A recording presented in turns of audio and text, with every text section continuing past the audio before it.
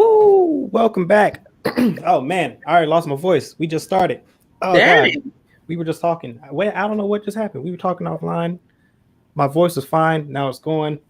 Anyways, is it back now? Yeah, it sounds like it's Yes, back. I can hear you just fine. Can you hear me? Yep, we are live once again, ladies and gentlemen. Welcome back to the Cookout, What it episode do? 19. What it do? 19. Hey, I gotta play that number tomorrow. That's my birthday. 19. Oh, facts, 19. facts, big facts. Welcome back. Welcome back to the stream. Well, not really 19, just 19th, September 19th, just in case. 19 is Professor Carter's birthday, though. Well, technically 9-1. Anywho. Yeah, I'm pretty sure he approves of you just dropping his birthday on the internet. Oh man, it's cool. If you know who that is, now you know, because he doesn't really tell people that. All right, you didn't even have to, I'm talking about Carter from the Marvel show, yeah, the Marvel show. Or even Coach Carter. Because Coach Carter went from the high school coach to a university professor. He always wanted to play basketball, but he wanted to make sure that education was first, so they couldn't play until Oh man, it works. Hey, listen, if they buying what you selling, I guess you got a good business plan there. Yeah, welcome back, Amani, to the show. It's been a couple weeks.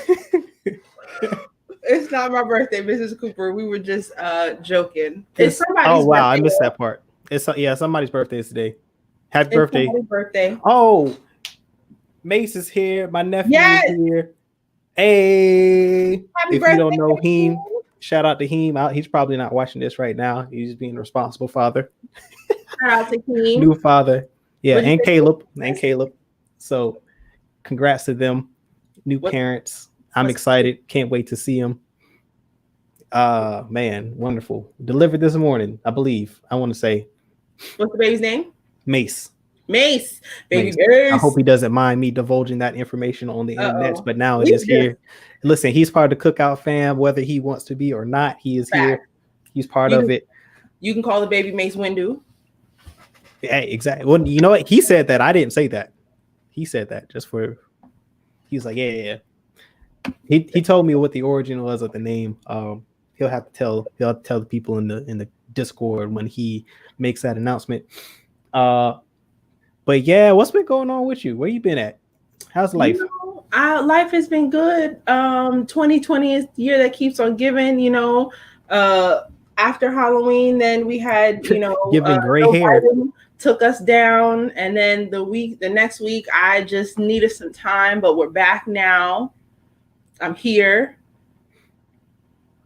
Facts. I don't have anything good to share except remember when you said, yo, can we talk about your business on the show? And I said, nah, I'm not ready yet. Yeah, that was like, man, that was what episode? That was like episode 1. That was episode 1. On episode 19, I'm ready to tell y'all that y'all can check out 1993bathandbeauty.com. Oh, I'm ready. Can I drop that in the? You can drop that link. Follow me on socials because Black Friday, we're doing it. Holiday season, we're doing it. Yeah. Because when we first started, we were at the height of COVID. Everything was on lockdown, and COVID-19 was trying to tank my business. But I'm fighting back. Oh, we glad it didn't. Link is there in the chat now. If you want to check her out, please go support you for spelling it right. Yeah. Oh, what? The website? Oh yeah, I got it bookmarked. And I feel special. Thank you. Friends. Got to. We support out here. Preach. Yeah, but anyway, all right, we 5 minutes into this, man. We got a lot to talk about. Is there anything else? You got any specials, like anything, social media, all that? We got to include this website, by the way, in the I think we need a Gumbo promo code. Oh, that would be fire, wouldn't it? I approve. Special. I could do something special for my Gumbo fam. You know, that'll go live after the show today. I'll make sure I use that. I'll put that in there. So go to 1993bathandbeauty.com after the show. Use the promo code Gumbo and watch what happens to your look, cart. you got a cosign there from my mom on the products. Thank And you, look, Cooper. listen, I appreciate you. I got some new stuff coming. She's a Leo, so you know if the compliment is authentic. Yes, you know what I'm saying. Yes, the judgment is high. It's high when it comes to. They understand. Leo, if there's any zodiac that understands quality, it's definitely a Leo. Yes. So there you go. Yes, my dad's mom is a Leo, and I got some critiques. So trust me, it has been Leo approved. And Mr. Cooper, you have just guaranteed me that she did not lead me astray. I appreciate you. Yeah, they don't hold back. Nope, they're gonna keep it real. That's why we love them. But anyway, so we got that Gumbo promotion coming out by the end, or at the end of this episode. It'll be live tomorrow. Yeah. But yeah, man, are you ready to get into this? Let's get into Rudy Giuliani melting for just 2 seconds. Are we gonna talk about the melting? I just feel like we should mention that he went on TV and his face was melting. I think that's just a pretty good representation of the year as a whole. Yeah. Hold on. We got Heem is in the chat. Heem is in the chat. Please, hey, send Heem your love and congratulations. That man's a father now. You know, I already put that out in the chat. We talked about it earlier. I didn't think you were going to be in the chat today, but hey, man, we appreciate you for showing up. Hey, with us. Absolutely. Hey, if you want to, you can drop the baby pictures in the Discord for sure, bro. I'm definitely excited to see those. Thank you again for sharing today with us. Absolutely. Yeah, proud father right there. Look at him, man. I'm so happy for him, for both of them, him and Caleb. Very happy for him.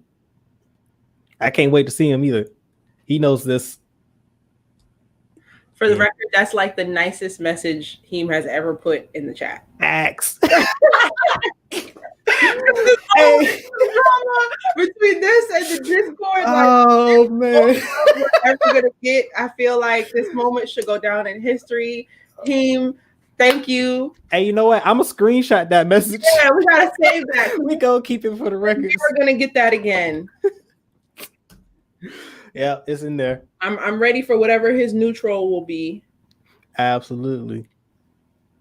Yeah. You know. I'm just letting you know it's okay. We definitely are okay with you dropping the baby pics in there. If you feel like it, you want to put it in the planning, that's cool. Yeah, man. Congratulations though. Good to see you. Make sure y'all send him your love and support. He's a father now, him and Caleb. So go ahead, drop that in the chat. But anyway, Imani. Yes. Back to the melting. Yo, what's wrong with that whole team? They're just they can't be human. Y'all know how I feel about aliens. Oh no, they can't be. That was like the most human thing that they've probably done. Think melting on TV was human? Yeah, that was very I don't know. You never seen my eyebrows melt on camera. I mean, you come properly prepared every show. He just wasn't prepared. Clearly. That was like a last minute thing. He probably just got that shit done. He sweat out his dye. You know what that brings me to? Like when you see those barber photos and like the man is clearly balding, but they have like the painted Coop Daddy Yoda was good. Yes, sir. OG. What's going on? Like when you see the men with the painted hairlines, like it's a nice crisp black box, just jet black. How long does that last? I don't know, man. Like I think I seen a picture of that too, where somebody like just got theirs done and it started raining, and like it was just all leaking down the face, just like Giuliani. Yeah. Just let it go. Just embrace it. Just be bald. Bald guys are cool. Be bald. Be gray. Just embrace it. It's okay. Women don't really care if you don't have hair. I haven't met a girl that's like, ew, he's balding. I've never heard of that before. Oh, it happens, but they not for you. That's also facts. That's all. That's all that matters. That's Everybody, look, you can have your preferences. Just you not everybody, not for everybody. It's okay. Just find your tribe and rock with them. Facts. Yeah, no more hairline painting in 2020. Hey, I mean, maybe it might be somebody that like a painted hairline. You know what I'm saying? I'm just saying for 2020. Clearly, 2020 isn't the year for painted hairlines. It can't, you just can't handle it right now. So just take that into 2021. But yeah. I mean, yeah. Well, you know what? He can do whatever he wants to after January 20th. I really don't care. Don't care. Just go be away from the camera. Do whatever you want to do elsewhere. However you want to do it. Just we don't need to see you anymore. I mean, that's facts. And that's my comment on that.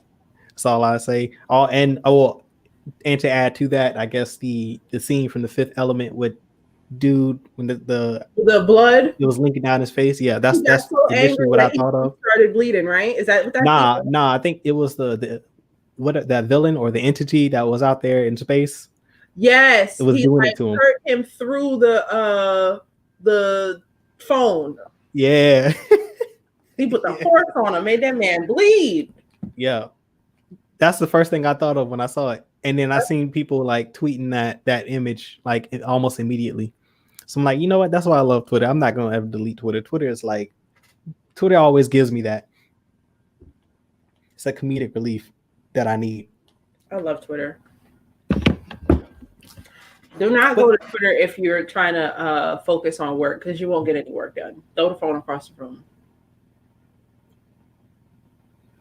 Yeah, I guess. I mean, I can multitask. I can't. So if you're weak like me, throw the phone away. I can multitask. Nah. Anyway, let's get into this Marvel discussion. I'm done with politics. I'm not talking to politics anymore on this stream.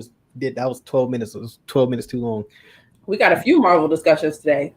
Yeah, let's talk about the big one though. Black Panther 2 is set to begin production in July of next year, and it is alleged that Shuri is going to have a huge role to play in the film. How do you feel about that news? And then let's speculate about it, what that could mean, because I've heard some rumblings and I got some things that I want to dive into. I have two feelings. Imani, the fan, is like, it's too soon. Why are they trying to film right now? This is a lot. Like, he's not even in the ground yet. Like, give this, let us take some time. Like, I don't even like that this news is out because the world is still trying to cope with his passing. Like, I don't want to hear that they're starting to film the movie. But Imani, the realist and the logical being, is like, I mean, Marvel needs to keep a schedule. And his passing is very sad, but that doesn't mean that they can push back their other films that are supposed to come out after Black Panther and shows. Like, they still have to keep that going. And it's clear, and not that I ever doubted, because I figured there would be a Black Panther 2. They want to bring Namor into it. We know he was a big Black Panther villain. They now secured, by they I mean Marvel, Fantastic Four. We know Doom and Wakanda had some beef. So technically, yeah, they have to keep it going. So in that realm, like, I'm glad that they figured it out quick enough to start filming in July. Yeah, I agree with you, especially on that first point, because it's been a few months, but this is an early announcement. And I think that of course they're going to continue, and they need I believe that Black Panther had has a major role in the next phase for Marvel and their plans. So of course they got to go into production with that in some capacity. But also it is kind of like, ambitious to set a July deadline. I mean, that's what they're targeting. We'll see how COVID goes. COVID could be like, nah. Um, but we'll see. I mean, there's the possibility too that they could use the volume technology from the Mandalorian for this, if if it's possible, because that will really limit how many people are on set at a time. Um, there's ways that they could do it, but I think that as long as they've got a solid plan and they handle that transition well, and they give Chadwick his respect, and I think they got to have some sort of funeral scene for the character. I mean, they have to. I think we spoke about it on camera recently, or maybe it wasn't us, but the first Black Panther film started with a funeral. Yeah, And it was his, not necessarily the funeral, but it was the new Black Panther's presentation, his ceremony the next day. And so they need to do that. What I am questioning is how they're going to handle the ancestral plane. yeah, that's I have quite yeah, I agree with you on that, because they said they're not going to CGI the character. They've already ruled that out, because a rumor came out, I think last week, that was on the table, and I was like, I don't want to, because I think we had debated talking about that on the show last week, and I'm like, I don't see them doing that, because let's wait for Marvel to confirm that, and they came out this week and we're like, I think yeah, it was no, last week. Lou said that on camera. Yeah. yeah. It was like they came out and strongly denied that was going to be the case, which is good, because we don't want to see that. Um, What they can do is use previous footage of yeah, having him there. I mean, I'm sure they have way more camera footage of him than we know, test footage of him in the suit and all that jazz. So, as long as it works and it doesn't feel forced, I'm pretty sure that I agree with you, because they have to have some other test footage and some other footage that they didn't use in the first one with him in the ancestral plane talking to his father, but maybe like they could, um, you know, composite Shuri in, and then it's she and he are having a conversation. I don't know how they get it, as long as it doesn't feel forced and it feels natural and it doesn't feel like the Leia stuff in episode 9, because that didn't work for me.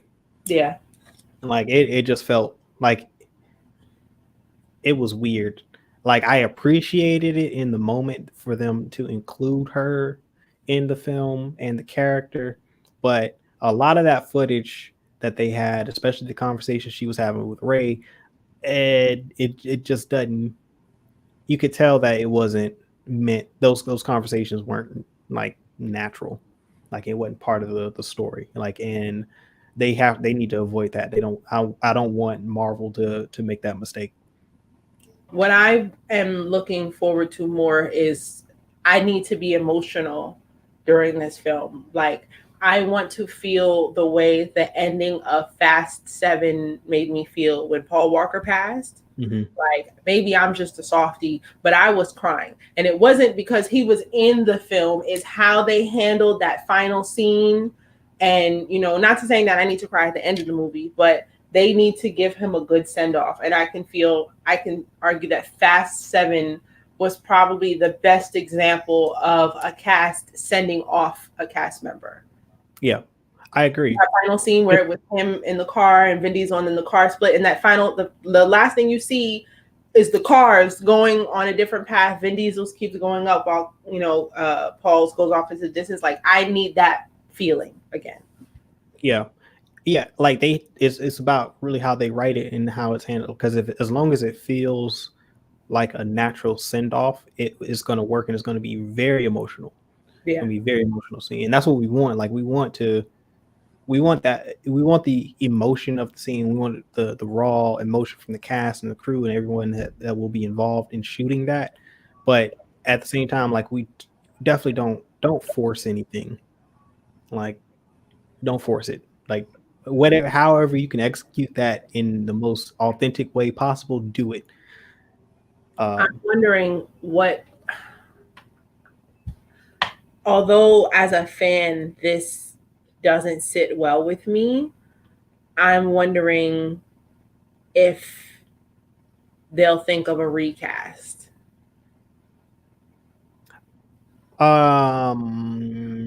No, but I can see them finding someone else to play. Yeah, like I'm not like not T'Challa, like not recast T'Challa. Like I'm definitely I wouldn't personally, as a fan, I would not be okay with them recasting T'Challa. I don't But think I would be okay with it either. I could understand if they chose to, but I wouldn't. It's just not going to be the same. No, you can't recast T'Challa. And I want to say that they said they're not going to recast the role. That's for the best. I think that the plan is to move forward with the footage, and I think Shuri is going to take up the mantle or have it for a moment, and then they're going to give it to someone else, and whoever they give it to, like, because I think that she's going to be queen of Wakanda. I believe we talked about this last week or the week before last.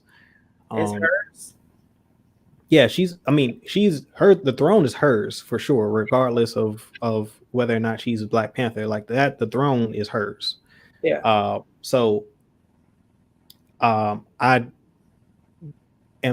think that she would be a great queen. But what do you think about them using the Atlanteans? Because you brought up Namor. Mm-hmm. As the reason why T'Challa is dead. Like, what if there's an attack on Wakanda and he is killed in that attack, and that attack is launched by the Atlanteans? So I don't want to speculate, only because I wouldn't be upset with that, but I don't know for sure what the plan is for that movie. Like, do you know, is Namor supposed to be the antagonist of this film? I have no idea, but it was like the only reason I bring that up is because they tease it in Infinity War. They do with the earthquakes in the earthquakes in the ocean, in the Atlantic, and that's probably Atlantis. And then the guy that they cast I believe he's Asian, and he could pass. I don't know if I don't know. No. They just cast someone. I don't know if the article confirmed what the role he'll be playing. But they cast someone recently. They announced it this week, and I believe like he could be Namor.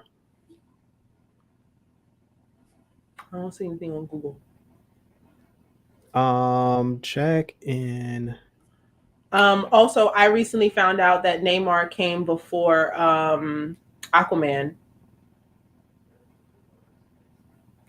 and that the reason why they made Aquaman more edgy later was because of how gangsta Namor looked.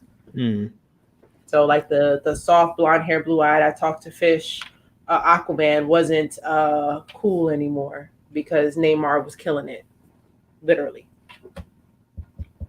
Yeah, it's okay. I can see that, but the guy he played in he's a Mexican actor, and he was in Narcos. I never watched Narcos. I'm sorry. So I think he could possibly be Namor. Like if you look at him, he kind of looks like the character of Namor. So my only issue with them using the Atlanteans to kill T'Challa I feel like that's not a good send off. Like of him, that in my opinion might make him look weak. Like at least T'Chaka lived a lengthy life, and he didn't go out like no punk. I don't want that for T'Challa. Not well. I would say it depends on how you write it, because if he sacrifices himself to save Wakanda, and it's because of that sacrifice, like Wakanda is still alive and good, and like he saved the kingdom, and that's how he goes out. That's how they write it. So in some capacity, there's some like epic thing that he does. I would be okay with that, because then you still get that funeral type send off with the cast and crew. Yeah. You're right. It depends on how they write it. What I'm more worried about is how they're going to handle Shuri as queen, because Wakanda has lost 2 kings in a short span. And I definitely don't feel comfortable with Shuri even having the title of Black Panther, because Wakanda can't lose another royal. And who comes after her? They haven't mentioned any nieces and nephews. The only person left they killed in the first Black Panther, or so we think, unless they want to bring his character back. I mean, I'm not opposed to that. I never was. I would be, depending on how they bring him back. I'm not opposed to him coming back, but it's how they do it. Like if they go to because they're going to be playing with timelines and time travel and all that. If they go to an alternate universe and he's alive in this alternate universe, and maybe he's the history is being rewritten, and he's part of the King's Council, and he and T'Challa are friends, and he agrees to come with them to their universe and take up the mantle of the Black Panther, I would be okay with that. But like if they try to find some way to bring that version of him back to life in the no, I'm not okay. Yeah, I don't think the Killmonger as we know it. Yikes! I'm not. First of all, he can't be king. One, and his Black Panther, he was already out here wilding. He's gonna go out and just kill all the white people who can. It's gonna be a mess. Yeah, I see that comment. I'm not putting that on screen. I am not putting that on screen. Oh my God. Miss Cooper, I'm gonna leave that one all the way around. I don't like that idea. We go. Nope. Who? My answer, Ma, is no. No. I'm not okay with that. That's not a good one either. I'm sorry, Miss Cooper. That might be the worst one. I'd rather Killmonger be king. Yeah, if that's the case, you could just bring back zombie Killmonger and no. That's funny. That's funny. That's a lot. Now, if they do that, Mrs. Cooper, I owe you $10. Like, even though we didn't bet, if it happens, you just got $10 from me. Because what if he does? I don't know how I would feel about that. No, there's no way they're gonna do that. There's no way. It's just no way. They're not doing that. I'm not even entertaining that. We're not putting that in the universe. Now that that idea is in my mind, I'm gonna sleep on it for a week. I might come back with some theories. Right? I don't like it, but maybe. I don't know. Nope. No. So do we have the calendar? Because when is this film supposed to come out? So if it starts filming next summer, then it will come out the following summer in 2022. When does Doctor Strange and the Multiverse of Madness come out? I believe that filming. That just started filming, so that would also be a 2022 release. But it would come out before, if everything goes well, because they just got their scripts for Doctor Strange too, because Tom Holland almost announced that yes, he got it and he won't leak it, which he probably wasn't even supposed to do that. He wasn't supposed to announce that he had even received it, but of course, Tom Holland and being Tom Holland, part of the reason why we love Tom Holland. But yeah, so that will probably starts production sooner than Black Panther does. So whatever events transpire in that film will probably precede the events of Black Panther 2. Got you. And I don't remember. Morbius is coming out. Is Morbius done? That's a great question. Like, I don't know what productions fell victim to COVID. Do they know? No, I think that's kind of sort of why Kevin Feige has been silent like the entire year. Like he hasn't done any press whatsoever. They've got a lot because they had a lot slated. Falcon and the Winter Soldier finished filming. WandaVision is coming out January of this year. I know WandaVision is important because she's causing a lot of problems in the multiverse. She's really the catalyst for this whole thing. But I was never excited about her show. I was hyped about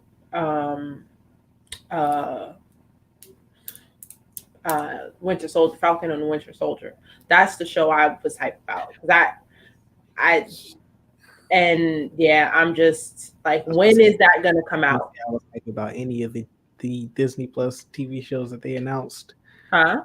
And I can't say I was really hype about any of the Disney Plus TV shows that they announced for Marvel. Uh, I'm but now it's coming out that they tie into the movies. Like my interest is peaking a little bit more. I Um, was always hype about them because they tied in. My problem with the Netflix series, although like what happened in Manhattan in the first Avengers film, they mentioned it in the Netflix series. There was never a merge. This is the first time we're gonna see a merge. Like, because even Agent Carter was in the past. yeah, okay, but see, that's what I'm saying. But it's still connected to the MCU. But that's a loose connection. Like it's all part of the same universe. Like now these TV shows are actually Affecting. the events that happen are affecting things that are Yeah. happening on screen directly, and that's different. That to me is a little bit more exciting. It's previously the shows were kind of like, to your point, the Netflix shows were ran concurrent to the events of the Avengers. Agent Carter was it was like a prequel. It kind of tries to fill in the gap between World War II and the modern day films, which it, and then of course you got Agents of Shield, which was good. Lord I have didn't mercy. watch I have it. no idea why they continued that show for so long. I haven't seen one episode.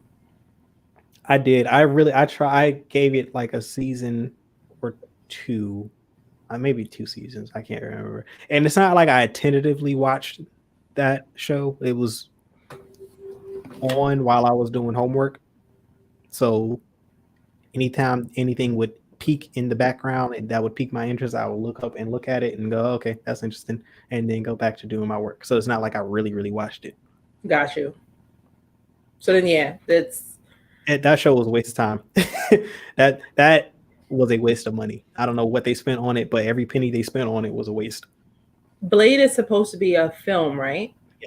Blade. I really want Blade to be a show, only because I love Mahershala, and I would like to see him. Like, I'm still upset that they killed him in Luke Cage. I never recovered, and I want to see him on screen longer. I feel like just if the show can be done at a high level, if the shows can be done at a high level, I would prefer to see the bigger characters like that more regularly than every 2 years on screen. I would agree, and I think that they can do that with the volume. I think the volume is changing how Disney is going to structure a lot of their Disney Plus content. I think going forward, Marvel and Star Wars are going to be using the volume for their TV shows and series, and the original content. I saw I saw an empty stat this week about the Mandalorian being like 5 times more popular than anything else on Disney Plus, and I'm like, that's literally the only original content. So that's Right. it's kind of an empty stat, but I mean, cool. But it's That's like all really they you got to take that one with a grain of salt. Like everything else is just TV shows that have already been released or movies, and then I guess you can count the National Geographic stuff, but nah, not really. No, yeah, there's nothing on there that It's they nothing. need to create more original content much faster. They're not doing it quick enough. Well, I mean, they fell victim to COVID because Marvel had that whole lineup slated. I mean, Falcon and the Winter Soldier was supposed to be out, and WandaVision was supposed to be out come fall. What else? When is the Loki show coming out? Because that's a Disney Plus show. That Is series, what coming out? the Loki series. I mean, that's definitely that. I would expect that's Later. after the Falcon and the Winter Soldier. I haven't heard anything about that show except that it will be done. Yeah, it's the alternate timeline Loki, like because in Endgame, was it Endgame or Infinity? No, it was Endgame when they messed up. Was it the Space Stone? When Captain America was fighting himself and Loki ended up taking the Tesseract back and he jumped off to some other dimension. Yes, and they had to go back further. Yeah, to To go get back and okay. grab. Yeah, so that's that version of Loki. That's the story of this Loki show. Got you. That's exciting. I Could liked be Loki. I mean, he was possibly. still a bad guy, but I liked him. Yeah. So like they messed up the timeline.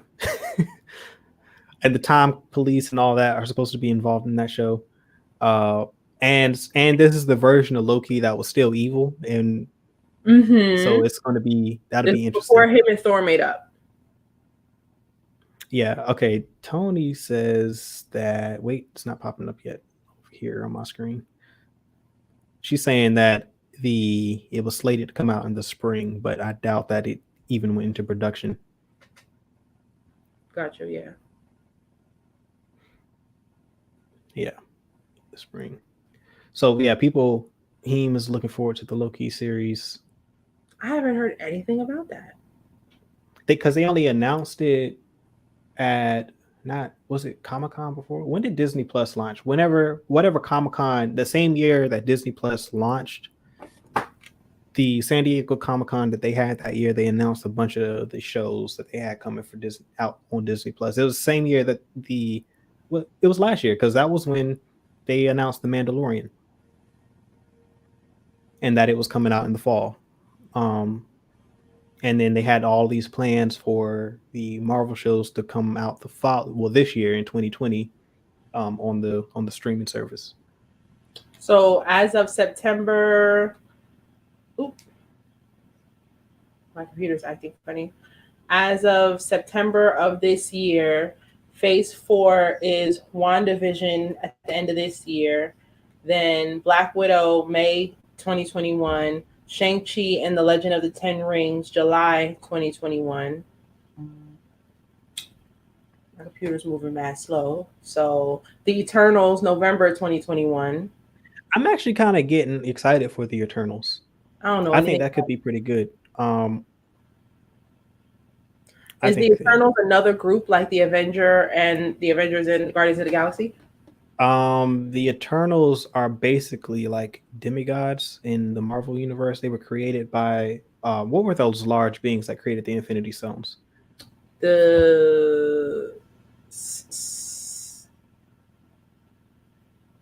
You know what I'm talking about, though. Yeah, those things. It'll come to me. My brain wants to say Sentinel, but that's not it. Not Eternal. They're not Titans. They're anyway. They created the Eternals.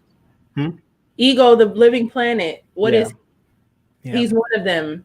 Yeah. Anybody in the chat can help us out, because I can't. I'm blanking on it right now. But they created the Eternals, and then the Eternals came to Earth, and they kind of created the humans, and they also created the X gene. So they're tied into the X-Men as well. A Celestials, right? See, it's some ethereal plane. Yes, word. That's what I was gonna say. I was like, I think it's like a ethereal word, but I couldn't. I was blanking on it. The Celestials are an ancient race of entities that possess vast matter and energy manipulation abilities. They were present long before the dawn of the galactic communities and even the Asgardians. They were notorious for their utilization of the Infinity Stones. And Ego was one of them. Yeah, and they made the Eternals. Correct. Okay, yeah. So I had that. Yeah. All right. So yeah, they made the Eternals, and the Eternals created the human race. I want to say loosely. I don't know, either indirectly or directly created the human race, and as well as the X gene. You know, that's a theory I support. Yep. We know. Oh Lord. So yeah, that series is interesting. I think they got, I want to say, the Stark brothers are in it. And the guy who plays Paperboy in Atlanta, he's one of them. He's one of the Eternals. And then Angelina Jolie is also an Eternal. That's their star. That's what they're hoping is going to be the box office draw. I think she still has some box office credential. I think at least she'll definitely get the older people.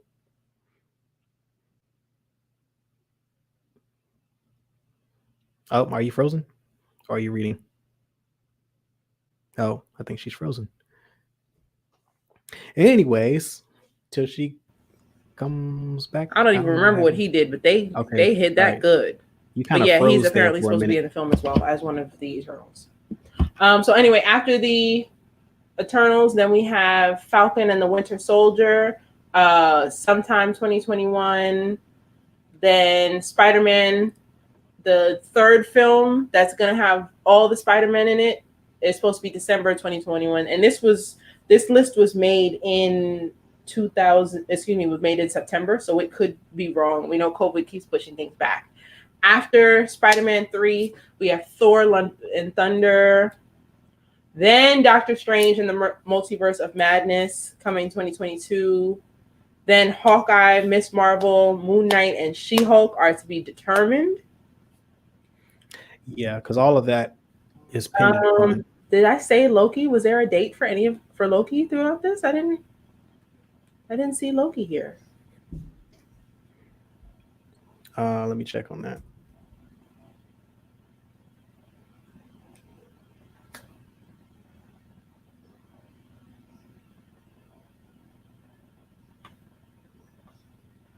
So production was suspended. They do say it's supposed to come early 2021, but I guess information wasn't, there wasn't enough info when they made this list. This was on CBR.com, what I'm reading right now. Yeah, I see that they halted production back in March. Got you. And production resumed in September. I really don't want. They're still filming it. So they said it's supposed to conclude by December, and they're slating in early 2021 release, as you stated. I know that like people really want films to come out, and in a way, I'm feeling like it's really too late for Black Widow to do as well as I would have liked it to anyway. But I feel like Black Widow, I just wish they could push it back more. Let people come out into theaters. I can't say this constant like, oh, let's push back the date another couple months and then tell everybody this is the date, and then we're gonna go back and do this process again.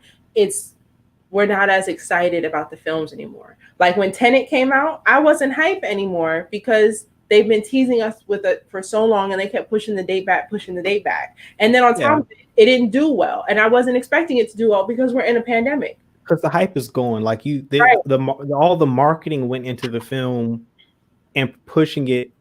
All that's been expended and it's done. So like the market campaigns are dead for these films. Like you're not going to be able to get that momentum back. So you may as well put them out. Like I like that. Is what Tenet is coming to was it Amazon on Christmas Day? Oh, well, that's great. I'll be watching it on Christmas Day then. Yeah, it's several movies coming out. They also announced that Wonder Woman is coming out on streaming and on HBO Max, and it'll be in theaters for the holiday season, for Christmas holiday season. Are we going to be able to buy it? If you have HBO Max, you'll be able to watch it on HBO Max, I believe, Christmas Day. I mean, that makes me feel good, but the Mulan thing, I think the problem with Mulan wasn't so much the price as it was Mulan, and a whole bunch of adults aren't really interested in it anyway. Not that much, but I feel like they could get away with charging money for Wonder Woman. Yeah, no, they screwed up with that price for Mulan because one, to your point, like in a lot of the adults, I don't think we're going to go watch that film in theaters. Like a lot, they were really, you'd have to depend on the kids being interested in going to see the film, and people our age being interested in seeing the film, and like kids pushing their parents to take them to the movies to watch it. Like that's kind of where that push would come from. Yeah, it coming out on a streaming platform changes the dynamic in the parent's favor, because like the parent can override that at any point, because it's just like it'll be out on a streaming service soon. Like, you know what I'm saying? Like it would have been available probably in time for Christmas. It had everything going as planned. It would have came out in theaters in January or February, whenever it was originally slated, and then it would hit Disney Plus probably around Thanksgiving or Christmas. Yeah. And they would have been fine. But at this point, it's like them charging was a mistake, and the price that they charged it, and not giving a discount to people who are currently subscribed also hurt. Like they should have had two different pricing models. Like if I you think are so. Like I think unsubscribed, then it's going to cost you this much. If you're a subscriber, then slash the price in half, and you can get early access. Inspired even more people to sign up for Disney Plus because I can just pay this little bit of money, or I can get the free trial and then pay the extra money to see it, and it would be less than if I just went through my cable box. Exactly, but they need to hire us because they got greedy. There's no way that wasn't on the table. They got greedy and overrode it. That was an executive financial decision that they made, that they gambled on, and they lost. Yeah, that didn't make much sense. Yeah, but I still think it can work for Wonder Woman because she's Wonder Woman. Yeah, I think Wonder Woman should do fine. Especially on HBO Max. Like, yeah, it's not like, and DC is in a different position than Marvel is currently. Like, I'm so literally Snyder Cut. I'm not even gonna lie to you. I saw that trailer and I was like, this is not. You got this. It was not a story trailer. That was. It was some black and white. Everybody hype trailer. Because it was a hype. It was definitely it was a teaser trailer, but like, it's the same as like any teaser trailer that they dropped for like Star Wars. That was geared for the DC fans to get hype and be like, yeah. I think I would prefer that they didn't give us a story trailer. I think they just need to drop. I personally would be comfortable with not seeing any more trailers and just promotional stuff. Like, give me promos, give me panels, like videos like that, a round table with the actors. Give me that, and give me that to get hype for the film, because technically we already know how the film ends. We know what's supposed to happen. We're just missing important things. And a lot of the visuals are going to change, which I'm hyped for, because they had, what's his name? Not Ares. Steppenwolf. I love how much he's changed. Yeah. They had him looking just like the dude from the first Wonder Woman film. They looked really similar, and I didn't understand the reason for that. So I thoroughly enjoyed the change. Yeah. They don't need to overhype the film. Like, they don't need to exaggerate expectations and try to get people to believe that this is going to be a great movie. There's no way that this is going to be a great movie. I mean, it's not. It's going to be probably better than the original cut, but great, I don't know. We'll see. So I agree. I'm expecting it to be more exciting. I think so. I think that the plot will be better developed. Yeah, it'll be less. Yeah, there'll be fewer questions about how all of this transpires. The palette, the action, I have no like doubts that all of that's going to be great. Like, the action in the film was fine. Like the cinematography, the action, the set, all that stuff, that was fine. It was just the story and the plot and like how they tied all of these storylines together that completely made no sense. It just didn't work. So hopefully with the added backstory of the main characters that we are introduced to the first time, that allegedly Zack Snyder is going to put in his version, will enhance the experience for the viewers, at least give them a better understanding of the plot. But I don't think it's going to be a great movie. It'll just be better than what we originally had. You know what I have lower hopes for? Suicide Squad 2. I think the best thing for Suicide Squad is to have low expectations for the film and just be prepared to go into the theater and just put your seatbelt on and just let the explosions just take you to some fantastical place, because I just can't see that movie being like amazing either. Yeah. Mark says Wonder Woman is going to do great. 40 million HBO Max subscribers. Get a fourth of those to watch Wonder Woman for no extra price is smart. I don't know how they'll make money though. I don't. They're gonna lose money regardless, or because of COVID, they can't do what they plan to do. They just can't. They're not gonna make that. Yeah, I think studios have to now accept that all of the films that they had slated to come out this year are they're going to lose money on. There's no way around it. Because even if you try to wait for COVID to die down and things to go back to normal, now you're anticipating that people are actually going to go out and do things as they were before. It's going to take a while for people to transition back into normalcy. Yeah, Um, there so are. you're going to take a loss regardless. You may as well put it out and then don't backlog your production schedule. Like Marvel literally can't not put out films because of how they've got the MCU set up. Like they can't not put out a film because everything is tied and everything is connected to the story. So like them not putting Black Widow out hurts them because they can't put anything else out because it'll spoil some things that happen in Black Widow. So they're in a different position than DC. Like DC right now doesn't have any continuity, so They could do they can whatever. do whatever they want to. I think my It's, my big issue is that Black Widow deserved a film a long time ago. Now she's finally getting it, and COVID is going to ruin its the response it's going to get from people. I So I mean, they waited to kill her, then they gave her a solo film. right, Dang, dog. it doesn't make any sense. Like Like she didn't get what she deserved. I personally don't know how well the film would have done because of that fact. Like she's dead, like she's gone. Like they should have put the movie out after Infinity War because she's still alive, and then we get a solo Black Widow film, and then unless there's well, we don't know what the plot is, but last time we saw Black Widow, she had sacrificed herself. Spoilers to anyone who hadn't seen Endgame. Don't know. I apologize if I spoiled that for you, but yeah, I'm not sure why. I'm not really sold on this whole concept of them putting this film out. I I don't don't know how hype is. I don't know. I don't know how hype people were for the film in the first place. for Black Widow. Yeah. I don't think we ever got the chance to be hyped. Yeah, that's a fair point. That's a fair point. I just feel like for me, like I don't even if the film looked great and the trailers, because I mean they released all the trailers and all the marketing and everything I saw never got me really hyped for it because I knew the character was dead. So unless they're setting up another character, it still feels kind of like it's a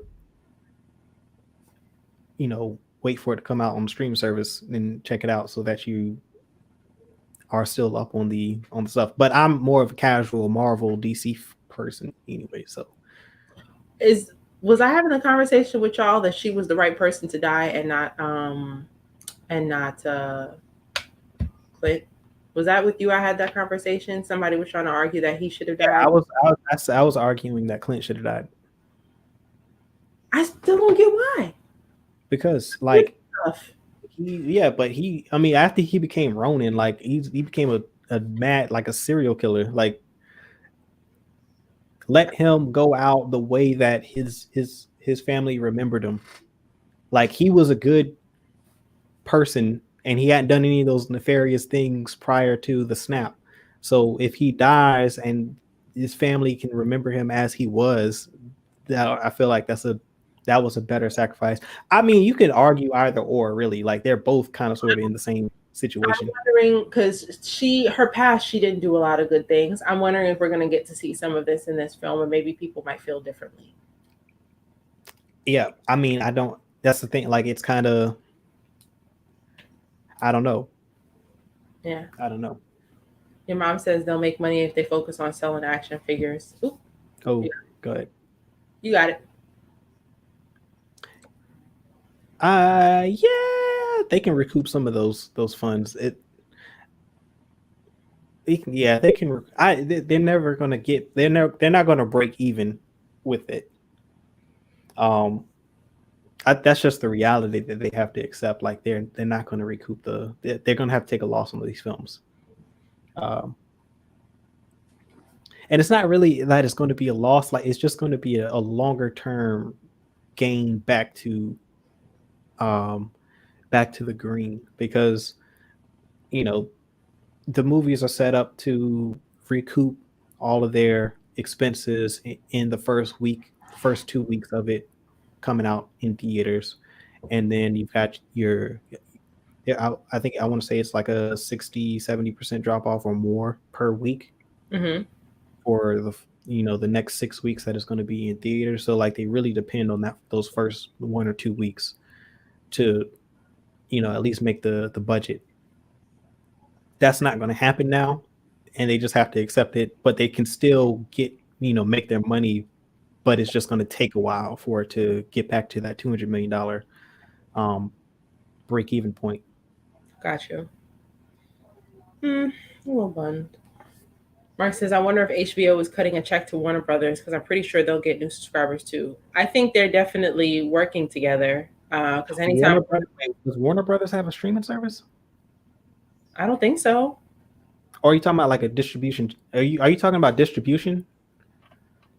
I'm sure they have some sort of contractual agreement because every Warner Brothers film goes to HBO first. Yeah, that's through there. That's definitely they have a contract and for distribution rights, and they make some of the profit. I don't know how much. I really don't know how the financials work for streaming, honestly. I know how it works a little bit with the theaters. But I don't know. It's strange. It's a different type of thing.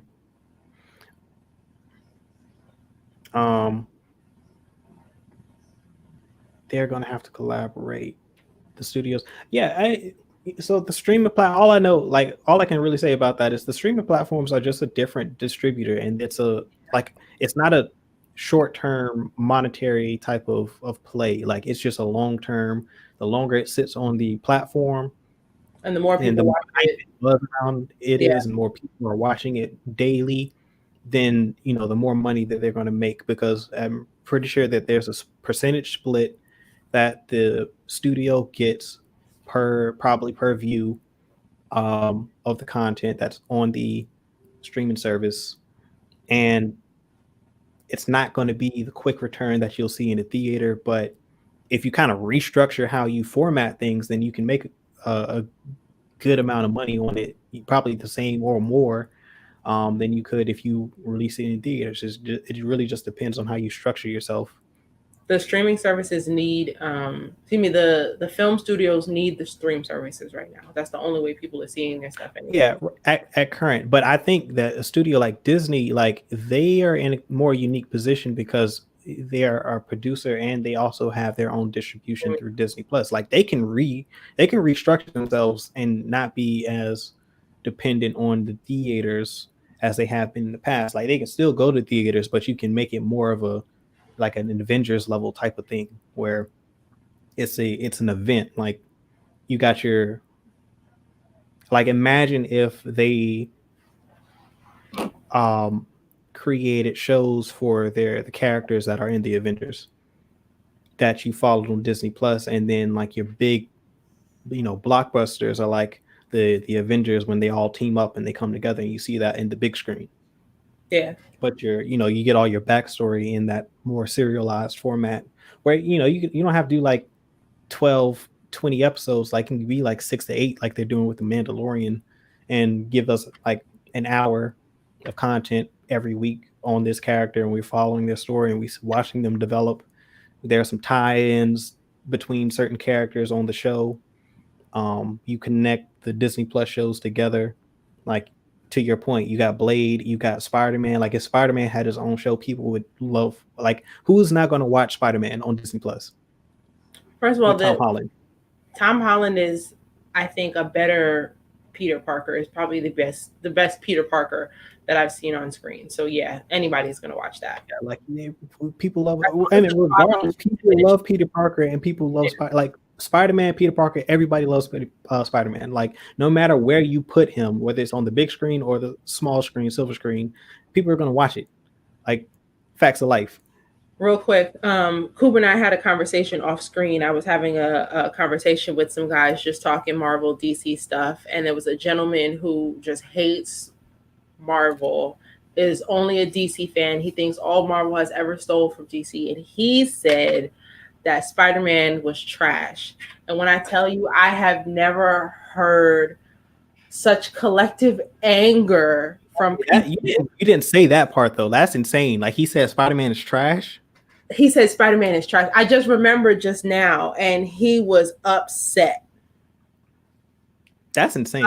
Excuse me. The other guys were upset. Like, and they were older. They were like 45 plus. Yeah. They were enraged. Like, and the guy who said it was closer to our age, and man, he pissed them off. There was all types of cuss words, and I was like, oh my goodness. Like, this is when I decided to leave the conversation, because I had coming in there and I knew the topic that I was going to bring up would cause some drama, but I wasn't expecting it to go there, and so I did. I said, I can't. This is too much. Yo, we just hit the hour mark. I want to say, if you're watching this, man, appreciate you for tuning in. Make sure you leave a like for us and subscribe if you haven't already. We're going to continue. We'll do probably 30 more minutes on this, on the Marvel stuff, and then we'll switch to the community discussion.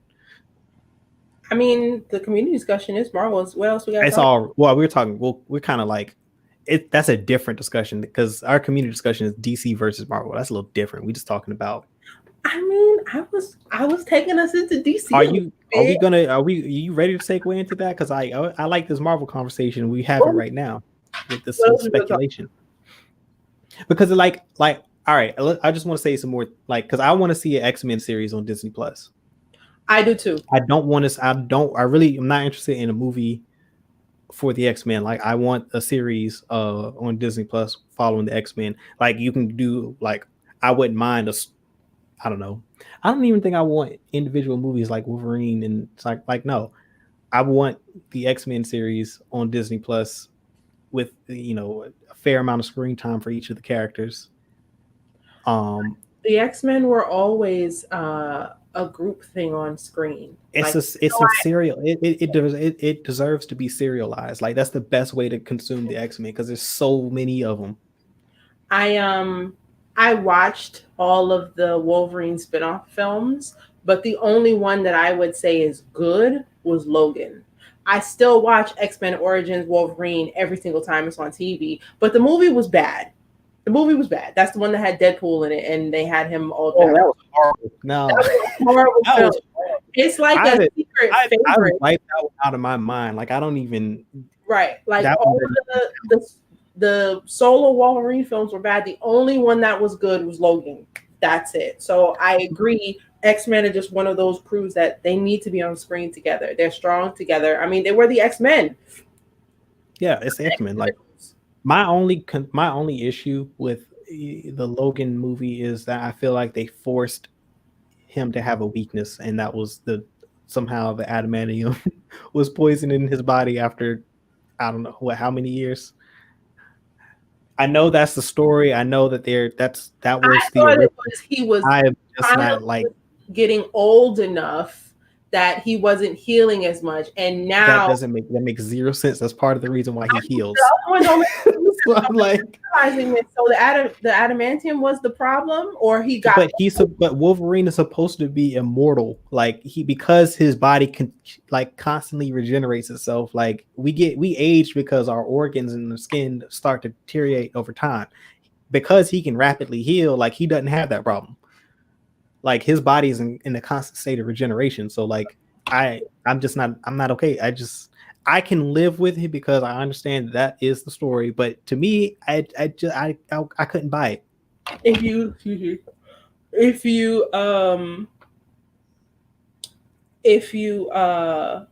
ignore that little teeny, bro, that's the entire plot of the movie. What are you mean?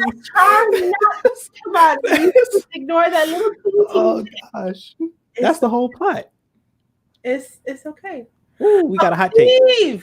Says Spider-Man was good, but the problem is really that he's Stark Jr. He doesn't really stand out on his own. Peter Parker doesn't need a sidekick. Don't worry about that. Yeah, I mean, the way they have young Peter Parker positioned, I can buy. Yeah, he is kind of like a sidekick. He is Iron Man's Robin. I think, I kind of see it like as a mentor. Like, Stark is his mentor. Like, I don't know if it's, yeah. I mean, I see his point. He does have kind of like that sidekick vibe. I think it's because this Peter Parker is the most childlike. Like even from the first film with Tobey Maguire, that was a grown man who was in high school. Yeah, it was weird. And then I didn't think it was weird. But did. I never believed he was in high school, first of all. Like, I was just like... It wasn't a thought to me, but seeing Tom Holland as Spider-Man, it's like, okay, this is a child who happens to be able to do great things and is doing them. The first one, I was like, no, he's in JUCO. Like, he's not in high school. This is JUCO. This is not really high school. Because he just looked too old for me. Like, I mean, and I was a kid, but he still looked too old for high school. Yeah. I will say I can agree, Uncle Steve.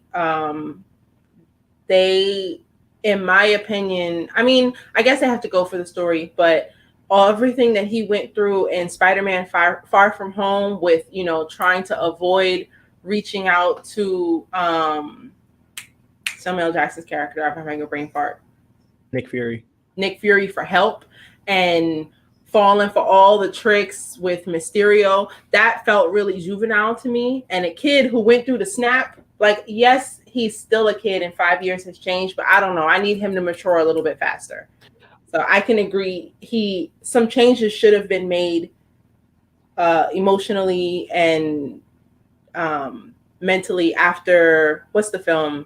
Avengers Infinity War. Like, he needed to grow up. And he didn't. How was he going to grow up after Infinity War? He got snapped away. I'm saying, like, everything that he went through, once the snap ends, like, yeah, okay, you hype for a second, but like, you need to get serious now, dog. He, in my opinion, was still like Endgame. No, I'm talking about, because Endgame is when he comes back. I'm just saying, like, in between Endgame and Spider-Man Far From Home, I needed him to mature. Oh, okay. Like, gotcha. Because I would think it would take a long time for them to go from the snap and now I'm going on a field trip to Europe. There was some time in between that. You know what would have helped? What? If it were a TV show, because then you could have got that level of character development and depth. I mean, well, clearly they didn't want the characters developed. They still wanted him to be stupid, and that's why he fell for. Like, you would have, if it were a Disney Plus TV show, then you could have got a little bit more of him, you know, having to come to terms with Stark being dead and like him having to mature and like him coping with all of that stuff while still trying to be Spider-Man, and like the Mysterio element and all of that, and them introducing the other 5 members of the Sinister Six, because that's kind of what they're setting up with Mysterio. It's a better way to execute it. And then whatever else they got going on with the Skrulls, because I've heard that the Nick Fury is a Skrull. Isn't that right? I don't know. You know more than I do on this one. I believe so. I think he was. That's what I've heard. Is they're like the Skrulls are like have infiltrated Marvel. Wait, what are the Skrulls? They're the little green things from Captain America. I mean, not Captain America, Captain Marvel. The aliens. Yes. Okay. Yes. Nick Fury. I had a brain fart. Nick Fury from Spider-Man Far From Home was not the actual Spider-Man Far From Home. He was a Skrull, but he was sent there by Nick Fury because Nick Fury wanted a vacation, which in my opinion was a terrible idea. Why are the Skrulls not communicating with him? And it doesn't seem like they were intentionally keeping information from him that was important. They really thought they were handling business on a ship somewhere, drinking a mimosa. I didn't understand that. Well, originally the Skrulls were like a villain. They were, and by the end of the film, they found out that Captain Marvel, the people she was working with, were actually the bad guys. The Skrulls, right? No. I'm saying like in the comic. What I'm saying is in the comics, the Skrulls are evil. They're the villains. Yes. So now they aren't anymore in the end. Allegedly, unless they're like playing like some double agent, like Inception type of which I would be okay with, like if they played the victim, like, and kind of got everyone to believe that they were being victimized, which they were. Like it's not like, I mean they were. I think the best way to do it would be that they find more. Remember, all of the scrolls have been wiped out, and the only ones that were left were the ones on this ship. If they Allegedly. find more, Allegedly. That's what they say. That's what they want us to believe, that they're the last ones to. Because they can shapeshift into anything. Like it could be an entire society of them shapeshifting people on another planet, like out in the galaxy somewhere. I should have had that thought during the Loki conversation, but in my head, I was just like, oh my goodness, what if 45 is a scroll? And then I was like, 45 is not a scroll. 45 is Loki. Nah, he would be a scroll. But all Loki wants to do is cause chaos. Nah. I don't know too much about the scrolls in the comics, but I only know about the scrolls from what I've seen on screen, and I would say Loki. Because it would work better if he were a scroll, because then everyone in the cabinet would also be scrolls. Like, so everybody that would also, yeah, which is why they would all go along with it and no one would be asking questions. That would work more. All right, so that's it. 45 is a scroll. So Mackie doesn't believe that Tom Holland do a TV show. I think he'll do a TV show. I think that Disney Plus check is kind of fat.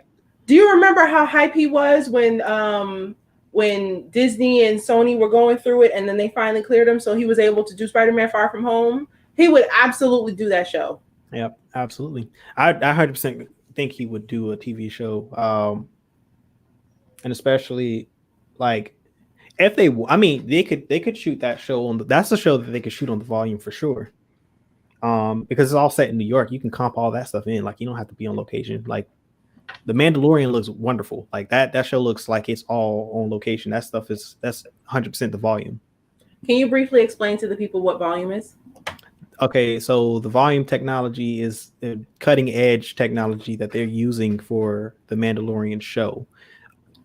The majority, if you're watching The Mandalorian, the majority of the filming has been done from the volume. Like, they don't go on location. They haven't been on location ever. Like, the larger sets that they've done have been shot either in the backlot out in LA, or the rest of it's just been done in the volume. Like the Navarro stuff, none of that is on location. That's all on done on the volume. Anything in space is done on the volume. Like the green forest planet from season 1, that was done on the volume. That wasn't on location. Like that technology is amazing because it looks real. And it is similar to the video game technology, right? Yeah. So what they do is they've merged video game technology with cinematography. So like it's kind of like VR compositing, and unlike the traditional green screen format, which is what I'm on right now, like behind me it's just a green screen. Like it comps in this image behind me for the camera.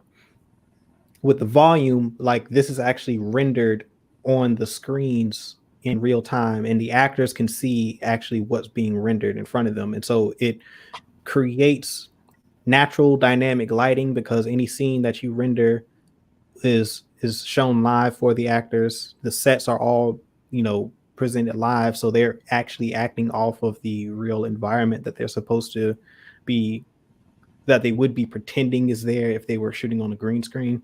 So it gives a more natural performance for the actors. They don't have the same issues with lighting the set as they would normally on a green screen, because it's kind of difficult to light the foreground on a green screen, because it'll kind of disrupt the lighting. But with the volume, since they're rendering in the light from the screens actually light the foreground assets naturally, like normally and more effectively. So like the whole production just looks like realistic. So that's it's breaking, it's cutting edge. If you want a better description of it and a better understanding of it, because you really need to see how it works. Like if you have a Disney Plus subscription, go watch episode 4 of The Gallery for The Mandalorian, and I think it's like 45 minutes of them talking about how the technology works and how they use it in the process. It's incredible. It's definitely worth watching. Like it's monumental breakthrough for serialized productions. So I have a follow-up question. Previously, you know, they're filming on green screen and then they have to go add all that extra stuff in post. Now, a lot of that design work goes into pre-production because it needs to be on screen while they're filming. Therefore, the post-production process should be a lot shorter, right? Yeah, that's why they can turn around so quickly with Gotcha. these productions. Are they using that on Avatar? Doubt it. No, he's most of that's on location. A lot of it's on location. Like a lot, he's still using green screens though. We're never gonna get that movie. Yeah, they started They're in post now. Apparently, they've already wrapped up filming the second and third film, and now everything is on post production. So we'll see. Yeah, I mean the volume technology is new. The only thing that's been shot on it is the Mandalorian, and Falcon and the Winter Soldier recently used it to finish their production. Nice. Because you can use a ghost crew, like you don't have to have a bunch of people on set. But it's a circular, like a very, very large circular stage, and it's surrounded by these LED walls, which is where they render in the background of the set. And another cool thing is when the camera pans, it'll render in what's supposed to be there in real time. That's the best way I can describe it. If you really want to understand it further, like really go watch it, because it's hard to explain without the visual of it. I think you did a great job, but still, definitely the gallery, the entire season was great of them, you know, breaking down the making of the Mandalorian, and the volume episode is episode 4. Yep. And if you have been watching Mandalorian, make sure you tune in on Fridays at 9 p.m. Eastern Standard Time while we do our episode breakdown every Friday after each episode airs on Disney Plus. I still think this episode was mid. I enjoyed it thoroughly enjoyed it. I didn't enjoy it, but the previous episode was so fire. They probably should have switched it because we wouldn't have felt this way. No, because then that would have been like two kind of filler episodes. Then because episode 2 was definitely a filler episode. It was a filler episode with a lot of action because I enjoyed it. I watched it. I actually watched it. Yeah, I watched that 3 times. I like how. Are they going to do another season of the gallery? Because I would like a character breakdown for how they made that. Like, I need that. I think they're going to do it for each season. Okay, good. Yeah, I think that's fine because they. I mean, the way it's set up on Disney Plus is that it's a series. So. Yeah. And I think they're going to do all of their shows. I think they're going to have a gallery featurette for each one of the Disney Plus originals.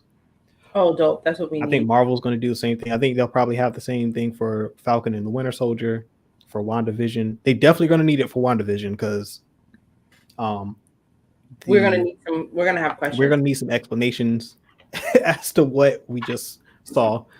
You know what needs a gallery? Raised by Wolves. Oh, yes, Lord, it does. Raised by Wolves. But you know what? At the same time, I kind of like the mystery of it. I have 2. Where did he slither off to at the end? I have so many questions. Part of why I like this series. I'm okay with them not doing something. Like to me, the mystery of the show worked, and I like that. And I'm okay with not knowing certain things because I'm assuming that a lot of that is going to be further developed and explained in the coming seasons. That's what that. I do agree that it might ruin it. I don't think it'll ruin it. It can happen. Me personally, I wouldn't watch it until the show was over. Maybe. I don't think I would watch it at all because I'm enjoying the mystery. I don't think it's going to ruin it though. Okay, fine. I'm. You know what I'm wondering? Oops. Stop doing that, phone.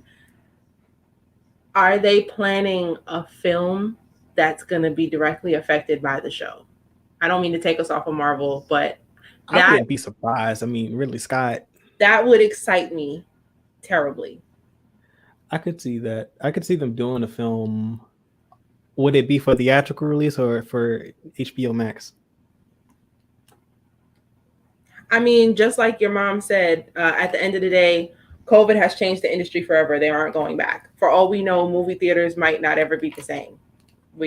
So I would say just make a good film. Yep. And where it comes out is where it comes out. But I agree. I don't think people are going to be returning to the movies for a while. I'm not going.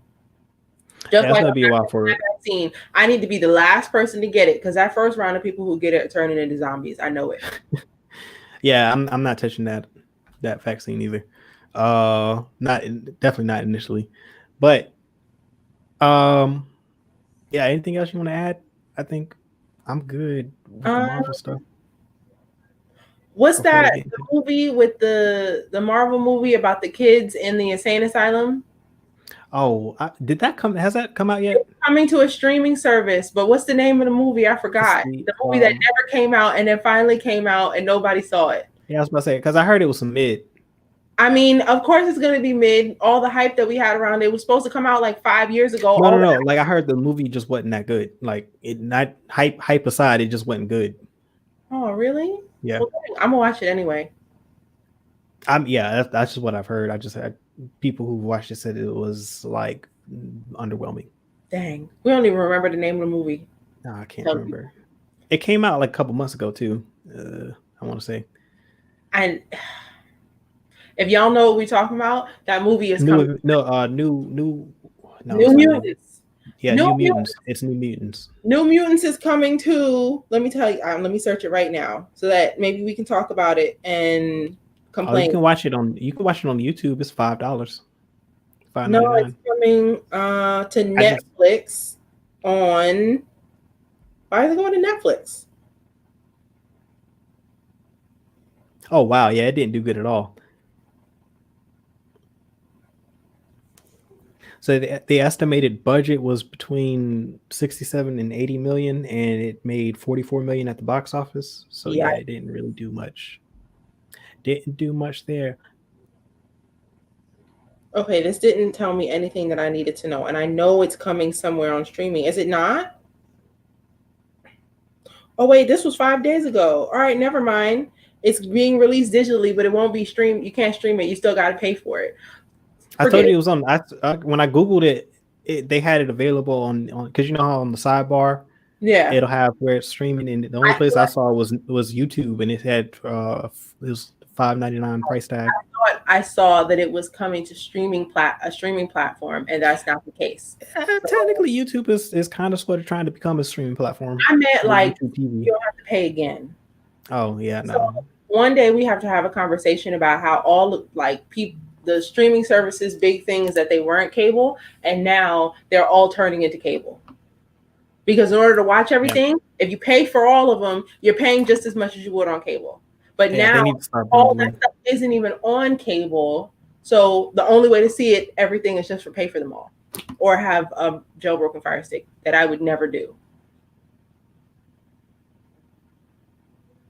And on that note, what is our community discussion? So, as we've said or we've done on this show before, there's always a lot of Batman slander here. I think it was our very first episode. We had a Batman versus Iron Man conversation that took over the Discord for like 3 weeks, and Batman still not an exaggeration either. It was good. He's still not doing well, just to the people. But anyway, I started a conversation on Clubhouse, which is an audio chat social networking site, and I said my usual statement. I think Captain America Winter Soldier is the greatest film in the MCU. I think it's the best. I would put it above all of them, including Endgame. And a lot of people agreed with me. And one gentleman said that he thought the Captain America trilogy was the best trilogy that he's ever seen. In fact, he puts it above Christopher Nolan's Batman trilogy. So he's saying Captain America, the First Avenger, Captain America: The Winter Soldier, and Captain America: Civil War is better than Batman Begins, The Dark Knight, and The Dark Knight Rises. And all chaos broke loose. Wait, time out. Wait, time out. So when he says the best trilogy, he's saying the trilogy as a whole is better than the other. Any trilogy, like in movies, period. So the conversation was only about Captain America versus Batman. However, we can take it deeper after we have. There's no way. There's no way. I already know what you're going to put over that. What would I put over it?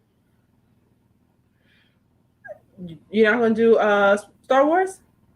No, that wouldn't be my pick. What would you pick? Lord of the Rings. That would be my number one trilogy from start to finish. I'm not going to argue it, but that's just too much for me. But that's just personally. But my Uncle Steve says, Imani, I told your dad that, and it took him 2 years to see Winter Soldier.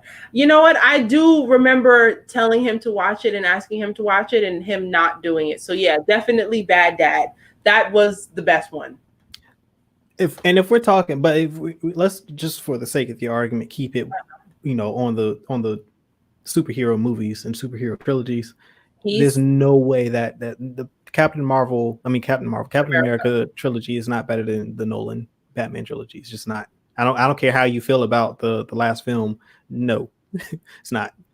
I loved the last film. That one is the most divisive out of the three because of the people are kind of divided on the treatment of Bane and how they handle the character and the storyline and plot. But as far as measuring it to the other two films in the trilogy, people like that one less than the other.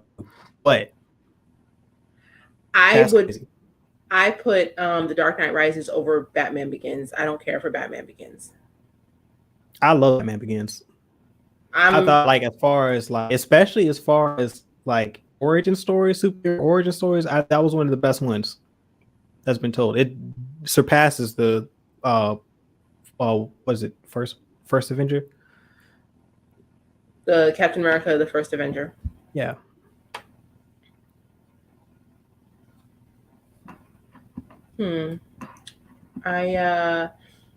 I love Captain America, the Winter Soldier. Like I said, I think it's the best film in the MCU, hands down. Nothing's better.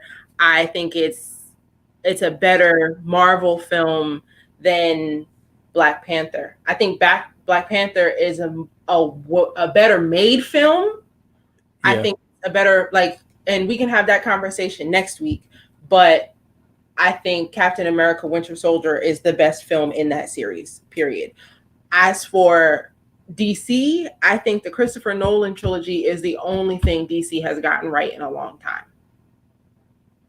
I could even say, although Wonder Woman was good, how they handled Justice League just puts a sour taste in my mouth for Wonder Woman in general, just because that film was so bad. So yeah, I would agree. I would say that the Christopher Nolan trilogy is better, but the Captain America trilogy deserves its flowers. There was not one film, like how people can argue and say that the last Batman film in that trilogy wasn't great, or people didn't like it. They had their problems. What's the last film in the Captain America trilogy? Civil War. Oh, okay. You can't argue that there's any bad film in that trilogy. I can't say one bad thing about Captain America: The First Avenger. Can't say anything bad about. So I can't say anything bad about Winter Soldier, and I have no complaints about Civil War. I think Winter Soldier was more boom bang pow, but Civil War was great too. Civil War was low key another Avengers film. Yeah, that's why I didn't count it as a Captain America film in my head, because I was like that was the only they were missing Thor and Hulk, and it would have been an Avengers film. It was a Captain America film because of how he just the way he made decisions in that film, and it was told. It's his film because it's told from his perspective. Yes, primarily, but it's a low key. It's like Avengers 1.5. It's still a good film though. It is, or 2.5. Yeah, I yeah, love 2.5. Yeah, I forgot about Avengers. What was the second Avengers movie with the Ultron? Ultron. Age of Ultron. Yeah, I forgot about that one. So Civil It's War. definitely better than Age of Ultron. Yeah, Civil War was after Age of Ultron, and there was a Civil War because of how Tony acted in. Well, Tony caused Ultron and all that jazz. So Civil War was just about them, trying to make up for that, or really Tony was trying to make up for that and was trying to force the rest of the Avengers to do it too. Captain America was like, nah, son, I ain't do that. That ain't got nothing to do with me. I don't need these rules. So I love that film. Yeah, I like Civil War. Civil War is up there in as far as like all the Marvel films goes for sure. It's to me it's my brain listed as an Avengers film because of the number of Avengers that are in the movie, and you're pitting like the Avengers against each other. And that's what Civil War is. Yeah, and so that's why it's not. I know it's a Captain America movie, but it's not a Captain America movie. So but it is a Captain. It is part of the trilogy. Yeah. So, but I still would rank the Batman, the Nolan trilogy over it. I would still do it. Mark says Batman over everything. You know how I feel about that. I mean, but that's a Batman stand. Clearly, he's Batman does is beat up mentally ill people. Did you see the thing that the trending topic on social media this week was actually if you get caught with what was it? If you get caught with like, weed, who would you rather get caught by? Kamala Harris or Batman? And everybody said, I mean, all Batman is going to do is break your arm. People are not even scared of him. They said I'd rather have a broken arm. Yeah, but that's like, all right, like, even like if he catches you, he's gonna beat you up and then he's gonna leave you for the police. So you're going to jail regardless. I mean, possibly. Do we actually see them go to jail, or do we just see like he beats them up, leaves them in the alley, slumped and leaking, and then the cops eventually get there. And then they arrest them, and then he throws them all into Arkham Asylum. Like, no, like, nah, give me out. Everybody who Batman arrests gets right back out. Man. I'd rather be up against Batman than Kamala Harris. And I rather, first of all, she's an attorney general, so she can't even make arrests. So you know what I mean. She doesn't handle those types of cases. But so I would pick Kamala. My bones will heal. Yeah, I'd rather not get beat up in general and then just deal with the legal system, because I got a better chance of beating the legal system than Batman. Beat me up. Negative. My Uncle Steve says Age of Ultron holds water. I didn't like it when it first came out, but if you watch it now, it's solid. I always thought Ultron was good. I didn't like. Okay, so compared to the first Avengers movie, it didn't match up. However, that is a solid point. Like it does hold its own amongst, after everything has happened in the films. Like, it's still a good movie, but it's not my favorite Avengers film. Okay, so I would agree with Uncle Steve more, only because I think the first Avengers film was just such a moment for us that it felt great. But if you go back and watch that movie now, it's really cheesy. Oh yeah, but it was a moment. You know what I'm saying? Like, it was a moment that it was monumental. It was, so for in that regard, I hold it in higher esteem. I know, and I have rewatched it recently. It is not as Age of Ultron has more drama in it, and it's a more mature film than the first Avengers film. That one is very lighthearted and fun compared to the consequences. Well, and here's the thing about the Age of Ultron. Civil War really saves Age of Ultron for me, because they have to deal with the consequences of what they did in that. I don't think you should say what they did. They have to deal with the consequences of what Tony did. You can bring Banner. They all go along with it. Like, they all are in cahoots. Like, they are. Like, they had to clean up Tony's mess but it's still what Tony did. He laid out the option, and they agreed that was the best option as far as him blowing up the piece of the city that Ultron had launched, and also he creates Ultron. The problem is that Ultron was created in the first place. That was a problem. And that problem was Tony's doing. Anything after that, oh, well, they have to deal with the problem. And he was right. Blowing up the thing might have been the only way to deal with it, because otherwise you're going to destroy the whole planet, which was Ultron's plan. But the bigger problem was that Ultron was created in the first place. That's Tony's fault. And because of that, like, it opens up the door for the government to come in and go, yeah, y'all need to be regulated. Like, they have to, up until that, I mean, you can make the argument that in the first Avengers movie, like, Nick Fury, all his actions are basically what lead to Loki coming in and taking the Tesseract and causing like all types of chaos and havoc. I can definitely agree that the creation of the Avengers team was a problem in itself. And my argument is that Civil War saves a lot of that because it forces them to deal with the consequences of everything that they have done. I'm not arguing that Civil War was good for cleaning that up. My argument was that this mess is Tony's fault in the first place. All of it. It's just all Tony's fault. I blame it all on Tony. Tony. Nick Fury can catch a lot of that heat too. But as far as what happened with Ultron being created, I blame that exclusively on Tony. Therefore, everything that happened after Ultron was made is still Tony's fault. So Banner throwing those large flying worm things into the side of buildings all throughout New York is Tony's fault? No. That was before Ultron.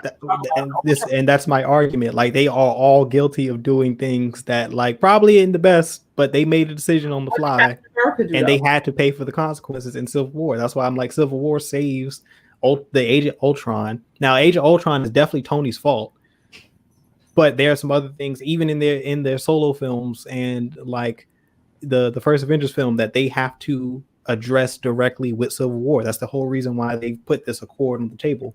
And I'm not saying that the accord shouldn't have been on the table, but I agree with what's Captain America's real name? Steve Rogers. I agree with Steve. Steve Rogers, if anything, Steve Rogers is the less guilty party because he was an ice cube for the majority of this. Because you don't know how to keep your technology in check. This don't have nothing to do with me. I'm 100 years old and I act like it. Why am I, forced to do this? Because he's part of the group. Like, you gotta hold them accountable for their actions. Man, you come together as a group. If one individual goes completely radical, like, everybody's gonna look at the group like, yeah, what's going on over there? This might be that's your man's personal problem for me, because I don't even like group projects. Okay, if I got a group project, don't grade me like everybody else, because I'm gonna tell you exactly what I did and what my grade should be. And if you don't like it, we need to have a conversation. But that's the difference between Stark and Bruce Wayne, because Bruce Wayne didn't join Justice League without having a contingency plan for how to take down every single member of the Justice League. Like, man's got contingencies. I mean, you got to have one when you don't have no superpowers anyway. I mean, Tony Stark don't have superpowers, and he doesn't have contingencies other than to create Ultron to police the entire world. His brain works. His brain is his power. Bruce Wayne don't have that. Bruce Wayne got money. Not saying it's not, you can't do great things with money, but he has money. Tony Stark has money too, and he's like the world's greatest engineer behind Shuri. Yeah, I would say behind Shuri and Doom, but probably I'd actually know behind. It was Shuri, Von Doom, and was Mr. Fantastic. All right, in the current MCU, all of them. The current MCU, what we've seen on screen so far. Although I am excited to see Doom and Mr. Fantastic soon. Yeah, they're all. Bruce Wayne outsmarts everyone. Maybe he probably typed that after we mentioned Shuri because I was about to have a fit. I think he just means within DC. Oh, okay. Well, yeah, he has to outsmart everyone because he doesn't have any powers. That's all he got is money and that belt. Uncle Steve says, where do we stand with Iron Man 3? I like Iron Man 3 and I watch it all the time, but as far as how the rest of the MCU goes, was it really important? I thought of the 3 Iron Man movies, I like Iron Man 3. I don't have a problem with Iron Man 3. Like a lot of people have issues with Iron Man 3, and to your point, it doesn't really tie into the rest of the films. Not in any direct way, but as far as Tony's character and the relationship that he has with what's her name? Him going like them diving into his fears and like how he's thinking about all of this, like the interpersonal, him fighting his demons in the film. Like that's the best part of the movie for me. I'm trying to think if Iron Man 3 happens after the first Avengers film, right? Yeah. And he's legit scared of like the future and what all that could mean. So maybe what Iron Man 3 does is sets up Age of Ultron because he's still feeling insecure about what happened in New York. He's having panic attacks all throughout Iron Man 3. We see how unhinged he is, and him creating Ultron was supposed to be his solution to that fear. He was trying to make the world safer and in turn destroyed it. Almost destroyed it. But yeah, I like that film. Yeah, I mean it's a good movie. Like as far as it being tied into the MCU now, and you can make a loose association to Age of Ultron and that being part of the reason why he made Ultron. Yes, but the film doesn't address that directly, but indirectly, yeah, it kind of sets up the precedent for him to create Ultron. For sure. And then him finding the boy out in, where is that, Tennessee? Mm-hmm. And that relationship, that was cool. I like that. Like it was just I love that they brought him back at the end of Endgame. That was yeah, really and they had him at the funeral. Yeah, I liked all of that. Like people, I think because it came out after Avengers, like they wanted a whole bunch of like him fighting like bad guys, and it was kind of like a personal journey for Stark, and I think that threw a lot of people off. But I liked it. Who invents Batman's weapons? Lucius Fox. Yes, who was played by Morgan Freeman in the Christopher Nolan trilogy. Yeah, Lucius Fox is the person he's the engineer, the man behind the scenes building all the weapons. Bruce comes up with the ideas. Hey, I need this, that, and the third. Lucius is like, yep, I'll have it to you by next week. I said that because you said Tony's power is his brain, but Bruce only has money. Batman wins by strategy. Tony doesn't see how his decisions cause other problems. I'll take Batman. That's Tony Stark's weakness, but I still think, I guess we can get back into it. The very first community discussion we had on Gumbo was I gave 2 scenarios. Batman versus Iron Man fighting. They've never met each other before. This is their first time meeting. Who wins? We collectively agreed that Iron Man would win because of his suit. And the second scenario was they fight again and both of them know about the other person. So Batman had time to prepare and Iron Man had time to prepare, and then they fight again. Who wins? I still think Iron Man wins. That's me. No, I don't think so. There's no way. I still think Iron Man wins. I don't think it would have been an easy fight. If they can plan, no, because Batman is shutting down. First of all, the suit is run by Jarvis or Friday. Mm-hmm. Batman is going to develop a virus that's going to take out the AI, and if you take out the AI, you take out the suit. It's the biggest flaw in his whole system.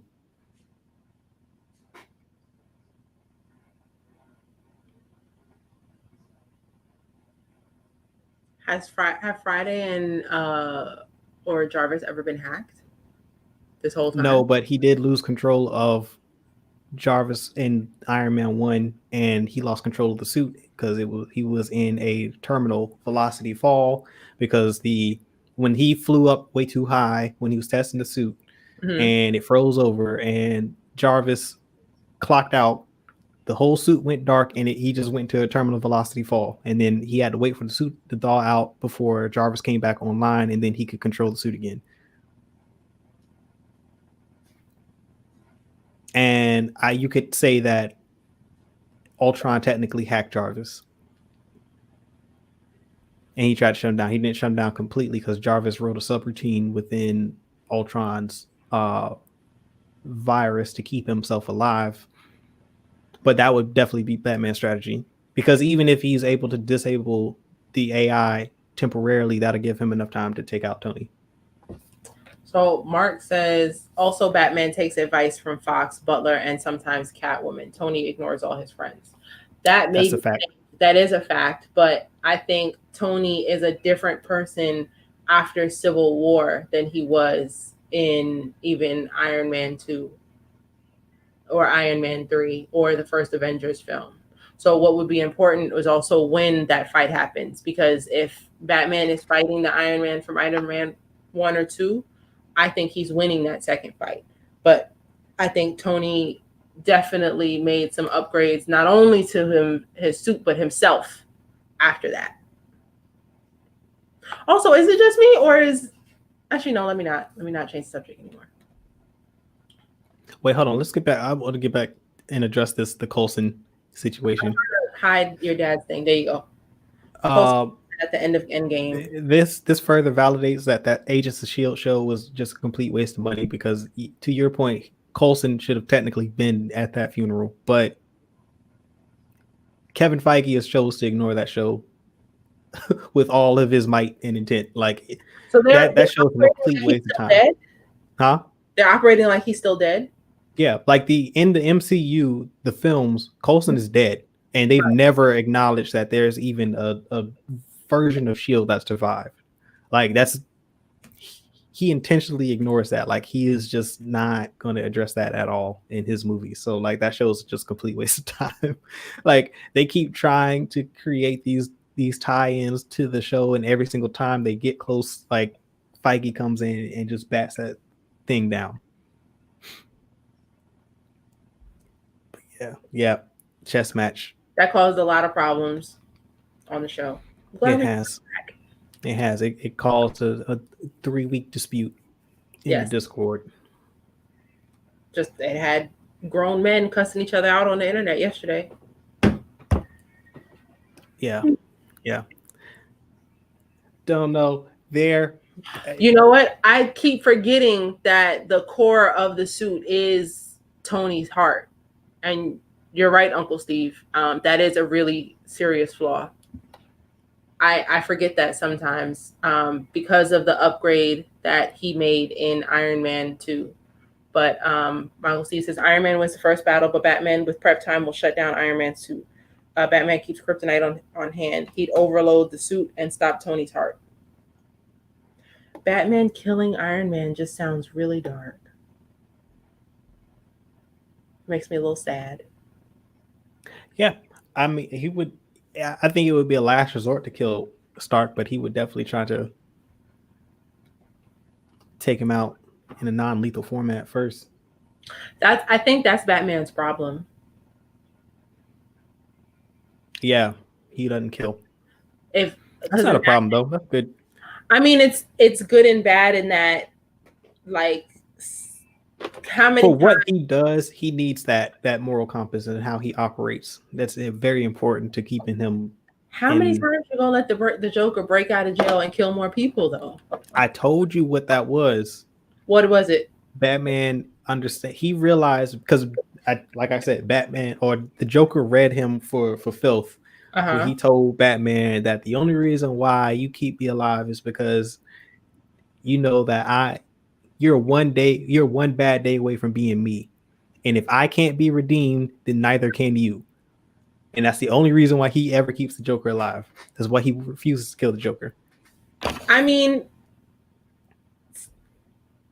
So realistically, Batman is also responsible for all those deaths. Then everybody the Joker kills, everybody the Joker hurts, is Batman's fault because Batman won't take him out, even though he can, knowing that he can't. Well, he doesn't have the like. He's trying to still.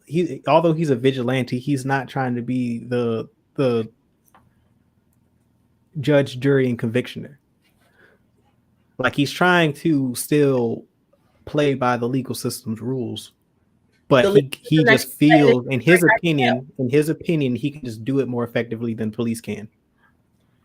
And he's doing it to an extent, but then he's handing them right off to the police who can't do their job well anyway, which is why Joker keeps getting out of jail. Yeah, that's his fault. Well, that's where the billionaire Bruce Wayne, for whatever reason, can't with his money fix that problem. That's a whole other problem. Yeah, that's really that's in my opinion, that's his biggest flaw, because Bruce Wayne should, with his money and his financial power, should be able to clean the city up really easily without him having to be Bruce Wayne. But he's according to DC, it's just way too corruptible. Like the city is just too corrupt for it to be fixed. But that's my biggest flaw with Batman. One of them. Eat the rich. I think that's why I don't like him. But yeah, just him choosing not to take the Joker out just makes everything that the Joker does, in my opinion, it's on him just as much as on the Joker, because you chose that. I mean, you make the same argument for Tony Stark. He was I don't like military industrial complex. He was the head of the military industrial complex for the majority of his life. Problem. I mean, he's a problem. I'm not going to defend Tony for that reason. Not at all. He is like responsible for God knows how many black and brown people around the world being murdered. Oh my goodness, my bombs killed a whole bunch of people. I thought they was. And then he act like that. That's what blew me. I'm like, what do you think people were using the bombs for? Like what? Yeah. You made weapons of war and didn't realize they were used in war zones? Oh, but I thought only the good guys were using them. Scarlet Witch was absolutely entitled to feel the hatred that she felt towards him. Yeah. She's good with me any day. I'm kind of mad that they killed Quicksilver. I liked that Quicksilver.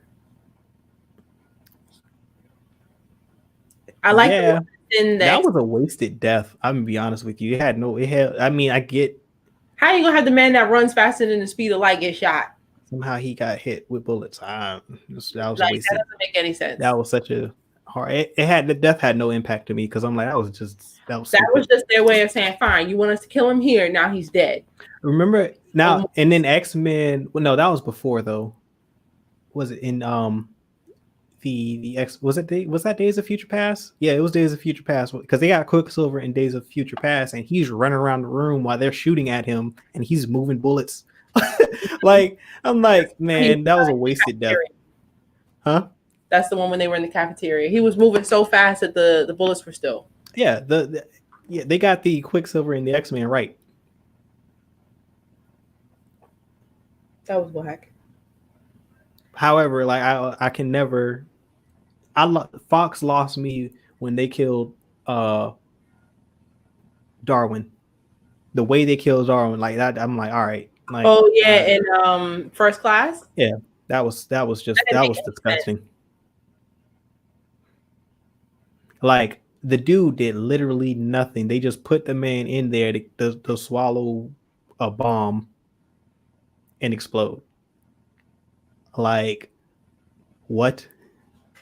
The way he died didn't even make sense. He should be able to adapt to anything. You can't kill Darwin. He's evolution. Like, his power is evolution. You can't kill the man. He's just going to evolve to. Like, it was stupid. That was stupid. Definitely. X-Men Quicksilver was better than Avengers Quicksilver. I agree. It's almost like they wrote his character to be bad. Which, if that's the case, why even bring him out at all? They forced, that was my issue. Like they forced the death. Like they were trying to evoke an emotional moment and had him die. And it's like the way you killed him makes no sense, like at all. Like you totally force that to get the Wanda emotional outburst. Because didn't she like all of a sudden start going crazy with her powers after that? I don't That's remember. a plot device for Wanda, but the way they used it was horrible. Somebody asked, that was stupid. He definitely could have got to the kid before any of those bullets touched either one of them. Talking about this is making me think of Thanos' death at the beginning of Endgame, when his arm was all jacked up and he no longer wanted to fight, and Thor just chopped his head off just because he was mad. Oh, but that makes sense though. I'm not saying that how he died made sense, but I don't know. That was the most Thor thing ever. Like he was because he realized that they couldn't save it because he just told them that he used the stones to destroy the stones. So like the whole purpose of them going there was to get the stone, the Infinity Gauntlet back and bring everybody back. And then he told them that they basically couldn't do that because he'd already destroyed them. And he was like, "Why are you still breathing?" And just cuts his head off. I'm good with. I'm not upset with Thor, but I remember feeling like, I mean, of course they fixed it in the film by him being alive in another universe, but or at least back in time. But I was still like seriously, that's how you're gonna take out this guy? I just remember not liking that death for him. Not upset with Thor, but still bothered by how he died. Yeah.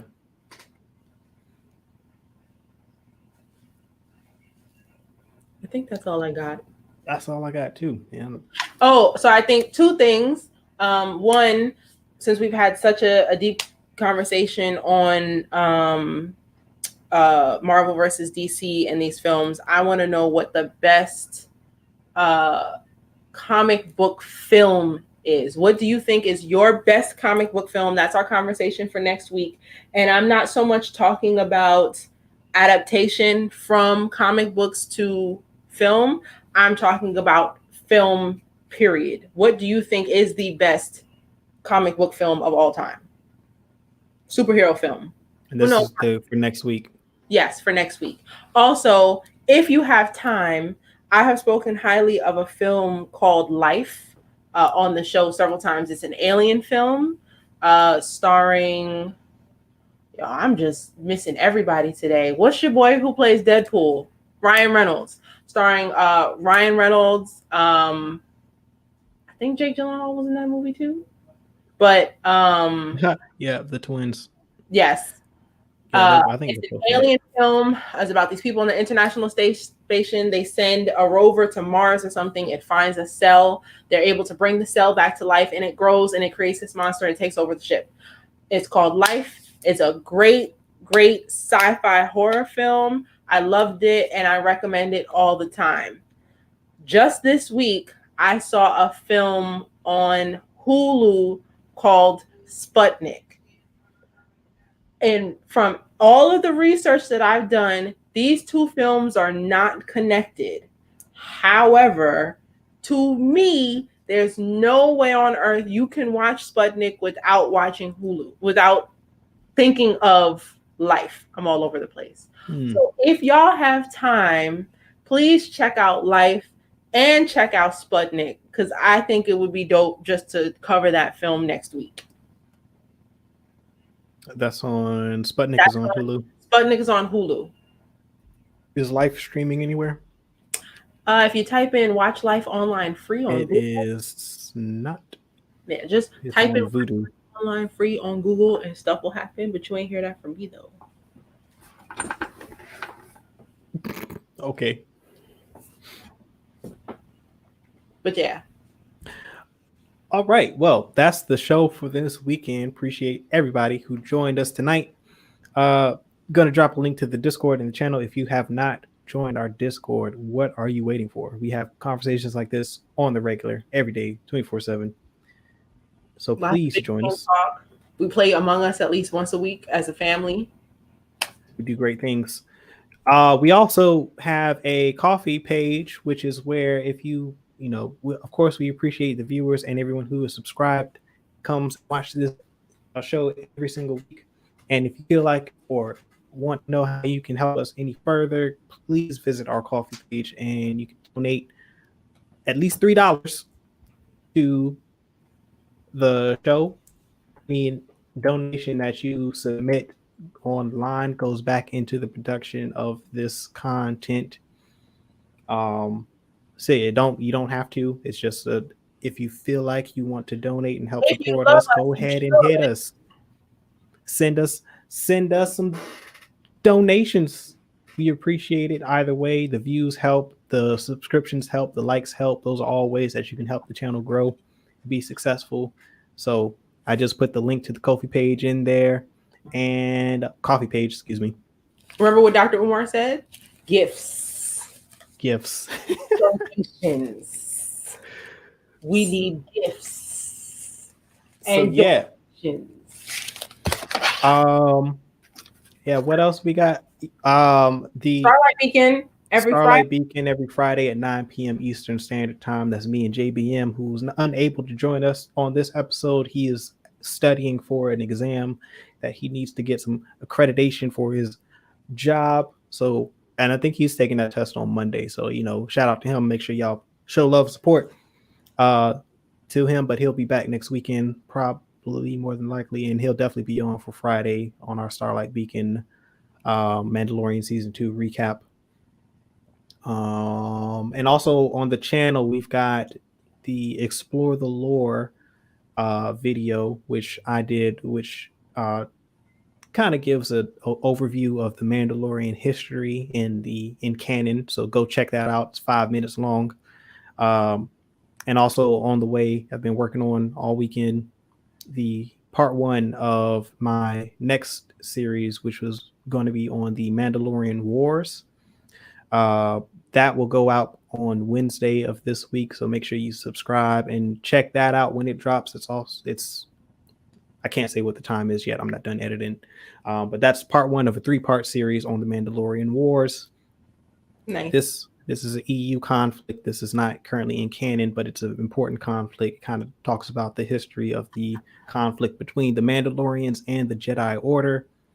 So if you want to know more about that, be sure to check that out this Wednesday. And yeah, without further ado, anything else, Imani? That's all I got. 1993. Yes, 1993 Bath and Beauty, Black Friday, Christmas shopping. Come holla at me. 1993bathandbeauty.com. I love y'all.